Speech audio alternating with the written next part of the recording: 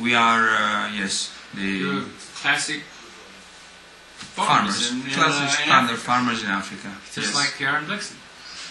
We grow coffee, but it's grown as green coffee. We are not allowed to roast it, also because our coffee, being very high altitude, is very high quality coffee, which is used for blending.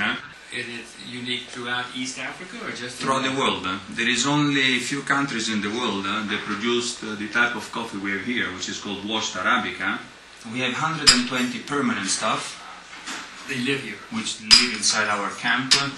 These are workers, then they've got their children, wives, so maybe in the camp we will have 300 people.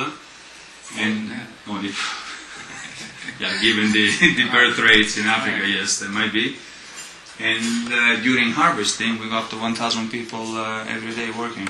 You have to harvest only the red cherries. If you have time, we'll show you a bit of the processing of coffee, how it's done, and why it's so particular.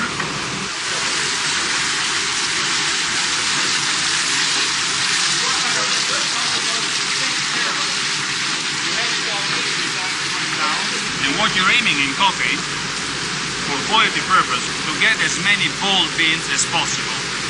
What I mean by bold beans are beans like these ones. You don't want to have many of these ones. The smaller is the coffee, the quality, the worse it is.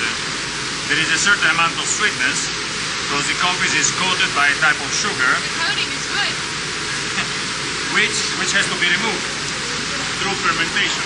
In 24 hours your coffee is fermented. And then what do you do with it from there? Please come. Coffee comes with a lot of water, and the heavy coffee stays back. The light coffees, which is poorer in quality, the remaining skins flow over and are thrown away. So what is left behind is perfection. What we see here are the drying tables. That coffee, once it's fermented, comes over here. And what still needs to be done in this coffee, which we do over here, is a hand sorting of the effect cherries. Oh my God, you go through them by hand? But not just this color, but No, it's disfigured. You see, disfigured. Yeah. This one is disfigured. But who does it? You do it? Yeah, we have got our women that they stay here, And they know the good coffee from the bad. and they've learned over the years. But how do you know that they're doing a good job? Do you check them?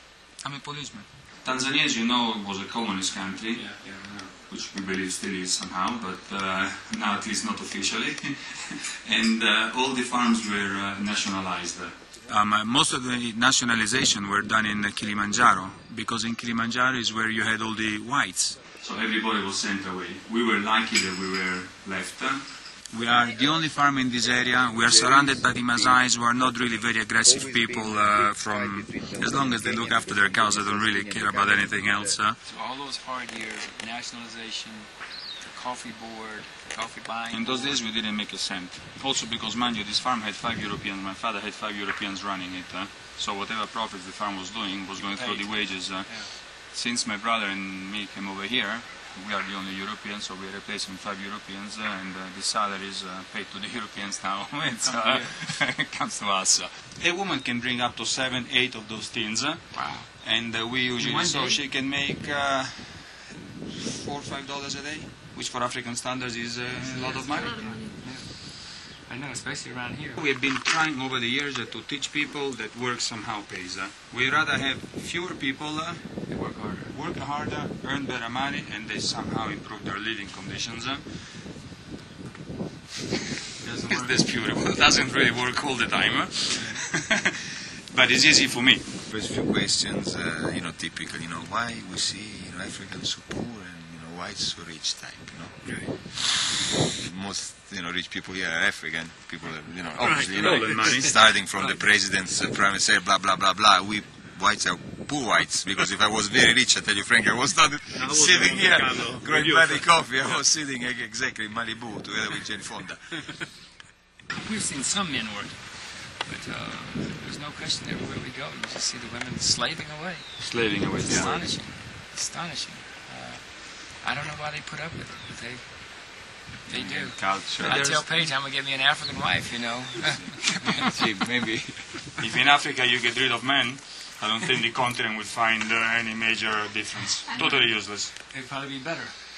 Much better, definitely. You mean so the men don't work at all? Useless. This tribe here, the Masais, Yeah. the men are useless, but it's an understatement to say useless. Other tribes, they're not as bad. They don't work, they do nothing. They sit all day long. They harass the women whenever they come back. Useless. And they won't pick the coffee? Useless. They steal, theft. Tanzania is picking up. So Tanzania is conducive. I mean, they're happy for people to come in here and invest. Now. Yes. If they start nationalizing, the World Bank doesn't give them money. And Tanzania wants to prove there is a democratic country that doesn't do silly things. So we are safe. You are going to Kranjska is the same group Hopefully. as the Yeah, well, we want to go. They want investments. They want people to invest money. I would say the general policy for the country, we believe, but I'm sure that you had much better feeling with us than us when you were in Dar through your studies. But Tanzania is positive for investment right now, at least the central government. Nobody respects the constitution in this country, but we know it. So whenever they try to do something silly, we go and say, listen guys, this is your law, so you have to follow it. And we force them to follow their own laws. When you come outside in the regions, you still get some of the old Nyerere followers who are still a bit confused about private property and the importance of private enterprises. But with a bit of patience, they usually understand that we are important for the economy.